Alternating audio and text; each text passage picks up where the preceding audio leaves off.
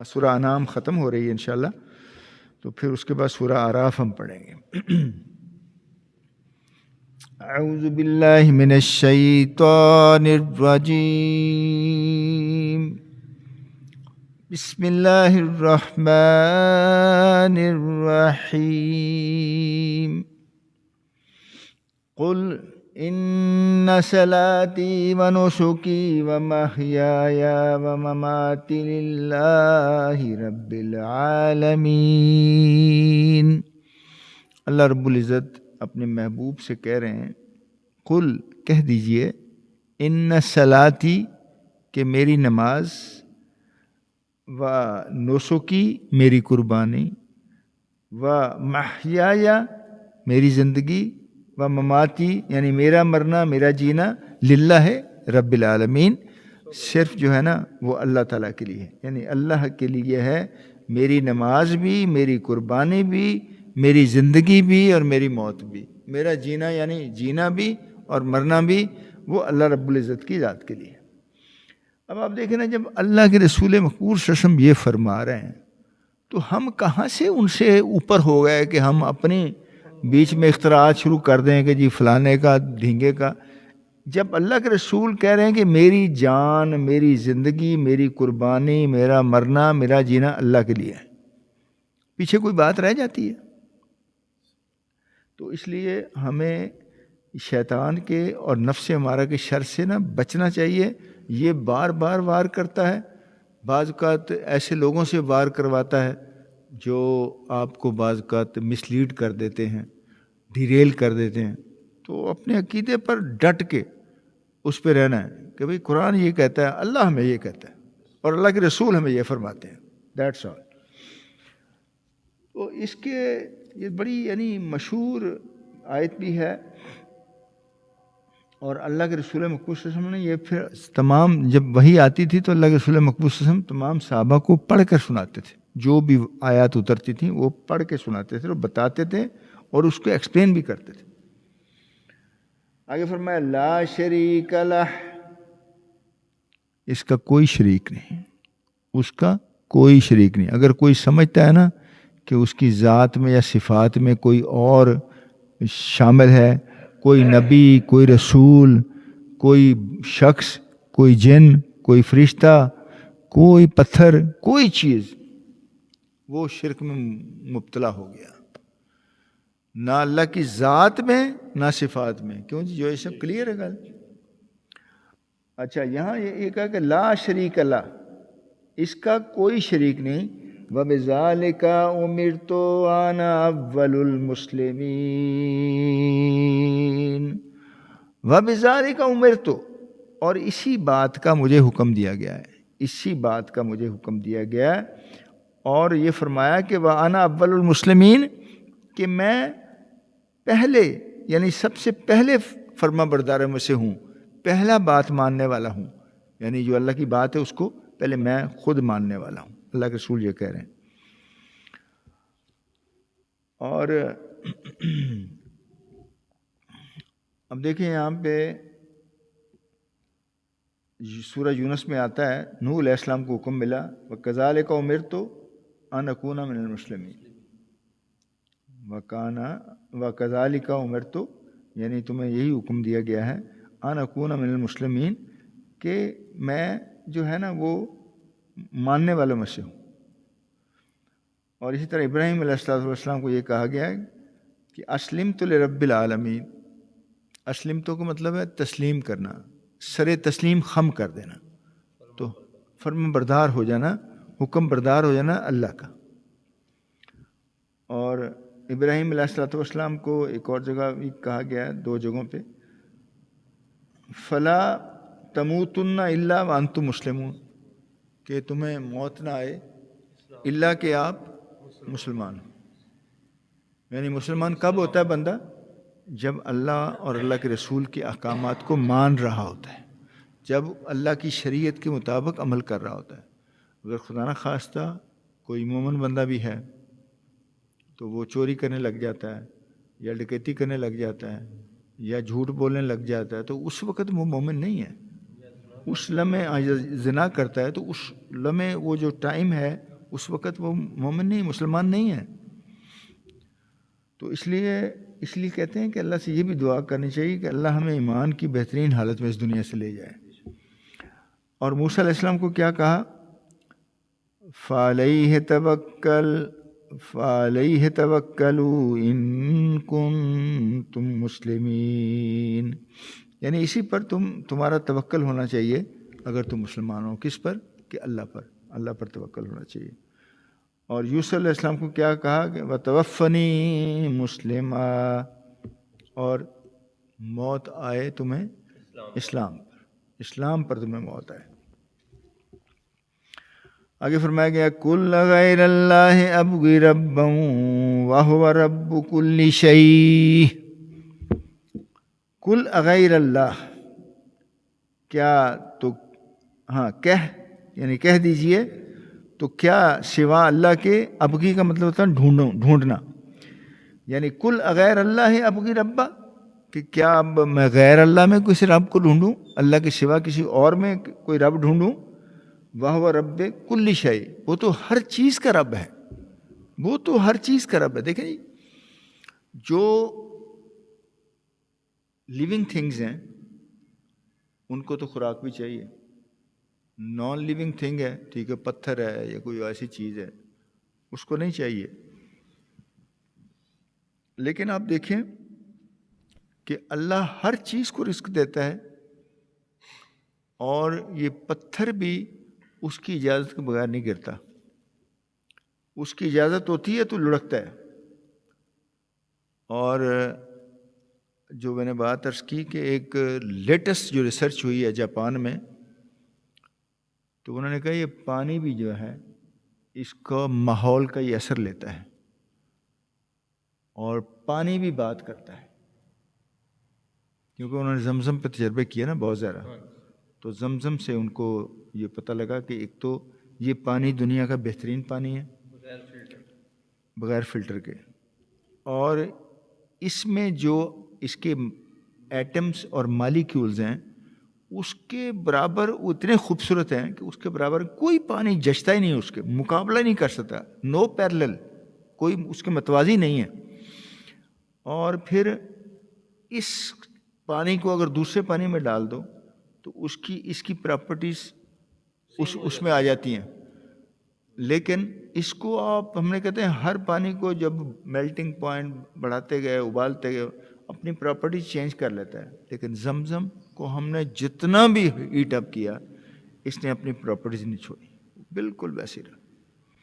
تو یہ باتوں میں بات آ گئی. میں نے کہا ایک ریسرچ میں نے پڑھی تھی تو میں نے کہا آپ کے گوشت گزار کر دوں.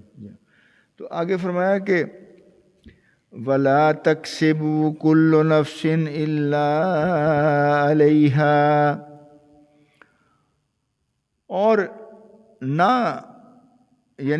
کمائے گا کوئی جی کچھ مگر اس کا جواب دہ ہے. یعنی جو کوئی عمل کرے گا جو بھی، اس کا وہ خود جواب دہ ہے، کسی اور نے اس کا جواب نہیں دینا. یعنی اگر ہم کوئی گناہ کریں گے تو جواب دہ ہم ہی ہیں. ہماری اولاد نہیں ہوگی، یا ہمارے رشتہ دار نہیں ہوں گے، ہمارے دوست احباب نہیں ہوں گے. اگر ہم نیکی کرتے ہیں تو اس کا اجر بھی ہمیں ہی ملے گا. تو ہاں، اگر کسی نے آپ کو اس کی ترغیب دی ہے تو اس کو بھی اللہ دے دیں گے، لیکن آپ کے ثواب میں کوئی کمی نہیں ہوگی. آگے فرمایا وَلَا تَزِرُ وِزْرَةٌ وَازِرَةٌ وِزْرَ أُخْرَىٰ. وَلَا تَزِرُ، اور نہ اٹھائے گا، وازرہ کوئی اٹھانے والا، وزر اخرى بوجھ دوسرے کا. اب یہ دیکھیں کہ یہ کیوں بتایا گیا کہ بھئی اتنے گناہ کماؤ جتنے وہاں پہ اٹھا سکو. اس کا مفہوم یہ ہے کہ کیونکہ وہاں اپنے گناہوں کو اپنی پشت پر اٹھانا ہے. اور اس میں یہ بتایا کہ کوئی دوسرا نہیں آ کے ہیلپ کر سکے گا کہ جی چلو جی یہ عامر بھائی بڑا اچھا سی اسلام دعا کردا ہوندا سی، یہ بھاری چک لی. نو، کوئی چک نہیں سکتا، کوئی نہیں اٹھا سکے. ہر کوئی اپنا بوجھ اٹھائے پھر رہا ہوگا، کیونکہ اللہ معاف کرے، جن کا بہت زیادہ بوجھ ہوگا تو وہ تو چل ہی نہیں سکیں گے. ثم إلى ربكم مرجعكم فينبئكم بما كنتم فيه تختلفون. ثم إلى ربكم، پھر طرف ہمارے رب کے ہے، مرجعکم لوٹنا، ہمیں جانا کس کی طرف ہے؟ اللہ کی طرف. فَيُنَبِّئُكُم بِمَا كُنتُمْ فِيهِ تَخْتَلِفُونَ. پھر جو ہمارے اختلافات ہوتے ہیں نا، یہ مذہبی بھی دوسرے معاملات بھی، ان کا اللہ فیصلہ کر دے گا، انتباہ کر دے گا، بتا دے گا کہ کون حق پہ تھا اور کون غلط تھا. تو یہ باتیں بھی جگہ جگہ بتائی گئی ہیں کہ اللہ تعالیٰ وہاں پہ آگاہ کر دے گا اور بتا دے گا. کیونکہ آج تو یہ ہے نا کہ یہ آپ کسی کو کوئی صحیح بات کریں تو بعض اوقات وہ کہتا ہے او جاؤ جی جاؤ تسی اپنی قبر جانا سی آپ.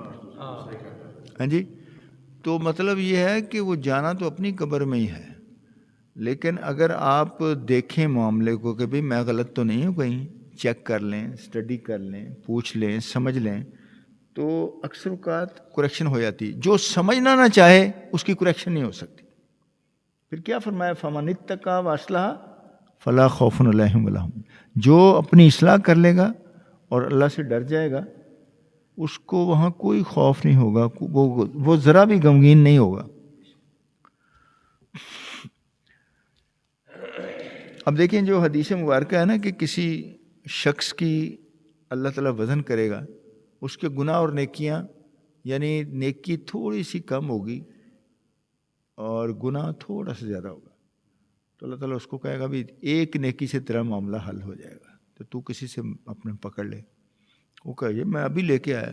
اس کو بڑا زوم ہوگا کہ میں اپنی اولاد ہے، میری بیوی، میرے ماں باپ، بہن بھائی، وہ سب کے پاس جائے گا، دوستوں کے پاس جائے گا. کوئی کہے گا بابا میں نے اپنا نہیں پتا، مجھے اپنا نہیں پتا آج کہ میرے ساتھ کیا ہونے والا ہے، سوری، آئی ایم سوری. تو اللہ تعالیٰ نے بتایا کہ کوئی بوجھ نہیں اٹھائے گا وہاں پہ کسی کا. آگے فرمایا جا رہا، آخری آیت ہے اور اس کے بعد ہماری سورہ نام ختم ہو رہی ہے ماشاءاللہ. وَهُوَ الَّذِي جَعَلَكُمْ خَلَائِفَ الْأَرْضِ، اور وہی ہے جس نے کیا تم کو نائب زمین میں. خلائف کا مطلب استعمال کیا گیا، ایک بندہ خلیفہ نہیں ہے، سارے خلیفے ہیں، اللہ کے خلیفہ ہیں، اللہ کے نائب ہیں. نائب کوئی چھوٹا عہدہ نہیں ہے. یہ نائب کا مطلب یہ ہے کہ آپ نے وہی کام کرنے ہیں جو اللہ کے کام ہیں، جو اللہ نے جس کے لیے ہمیں بھیجا ہے دنیا میں، یعنی وہ خیر کے کام ہم نے کرنے ہیں، لوگوں کو برائیوں سے بچانا ہے اور شریعت محمدی پر، اللہ کی جو شریعت ہے اس کے مطابق چلنا ہے. وَهُوَ الَّذِي جَعَلَكُمْ خَلَائِفَ الْأَرْضِ وَرَفَعَ بَعْضَكُمْ فَوْقَ بَعْضٍ دَرَجَاتٍ لِيَبْلُوَكُمْ فِيمَا آتَاكُمْ. ورفع، اور بلند کیا، بعضکم فوق بعض، بعض کو درجات میں. اب دیکھو نا، آپ دیکھیں کہ کوئی یہاں وزیر اعظم ہے، کوئی وزیر ہے، کوئی یہاں پہ جناب کمشنر لگا ہوا ہے، کوئی ڈی سی ہے، کوئی ایس پی ہے، کوئی اس سے اس کا ملازم ہے، کوئی بیچارہ اس کے دروازے پہ کھڑا ہوا ہے. اب یہ درجات اللہ تعالیٰ نے جان بوجھ کے بنائے ہیں. جیسے پنڈا کہتے ہیں جی اے چودھری ہے تو اے جی کمی ہے.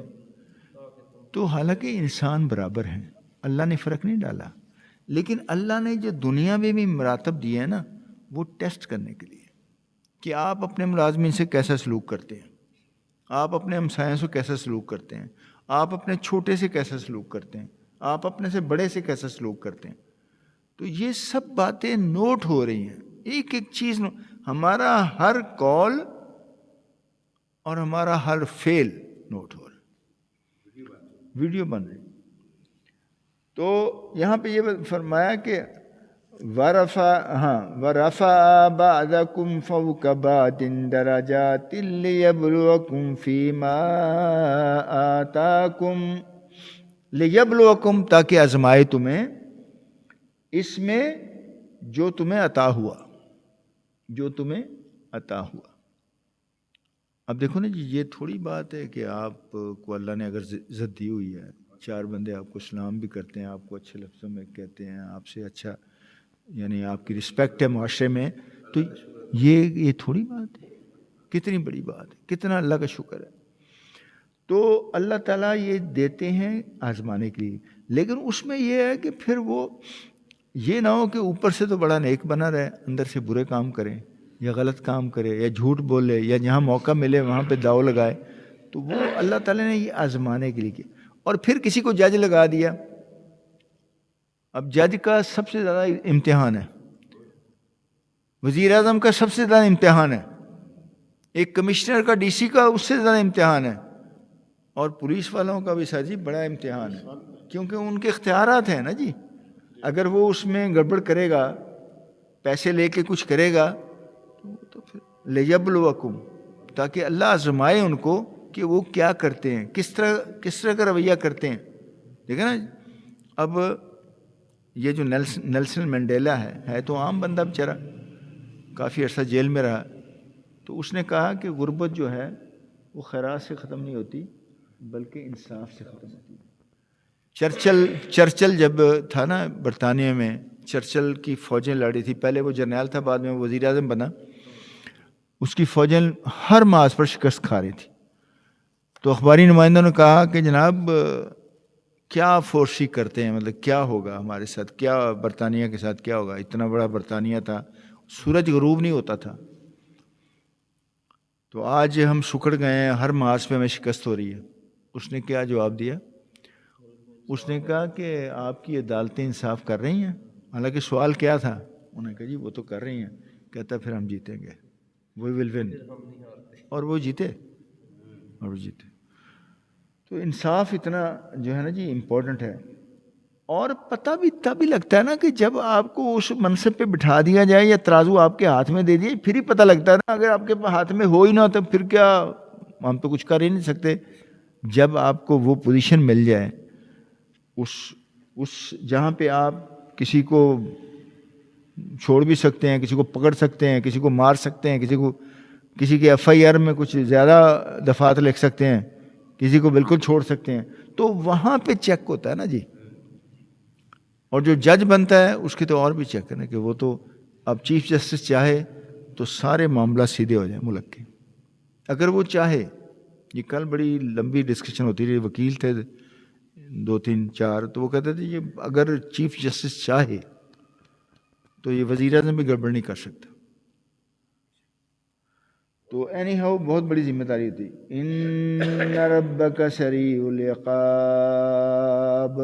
ساتھ ہی کہہ دیا کہ اللہ بہت تیز جو ہے نا جی، وہ عذاب دینے والا ہے، سزا دینے والا ہے، یعنی اس کے لیے دیر نہیں لگتی۔ وہ اگر فرض کرو یہاں نہیں دیتا تو وہاں تو نہیں بچ سکتا انسان۔ اور دنیا میں بھی آپ دیکھیں بعض اوقات ساتھ ساتھ سزا ملتی، بندے کو پتہ لگتا ہے کہ یار یہ میرے گناہوں کی سزا ہے۔ وَإِنَّهُ لَغَفُورٌ رَحِيمٌ، اور یقیناً وہ البتہ بخشنے والا اور مہربان ہے۔ تو آپ دیکھیں کہ ایک اور جگہ بھی فرمایا نا اللہ نے، سورہ ملک میں ہی فرمایا کہ الذی خلق الموت والحیات لیبلوکم ایکم احسن عملا۔ اللہ نے جو زندگی موت بنائی ہے نا، وہ صرف اس لیے بنائی ہے، ورنہ اللہ جنت پہ رہنے دیتا، اس لیے بنائی ہے کہ تاکہ آپ کو چیک کرے کہ آپ کس طرح کے اعمال کر کے واپس جاتے ہیں۔ ہے تو مقام ہمارا جنت ہی، لیکن صرف وہ لوگ جنت میں جائیں گے جو اللہ کی شریعت کو کے مطابق کام نہیں کرتے۔ وہ ان کو یہ پتہ ہے کہ جی ہمیں کوئی پوچھنے والے نہیں ہے، اور اس زندگی کے بعد کوئی زندگی نہیں ہوگی۔ تو اس لیے ہمیں ذرا خیال کرنا چاہیے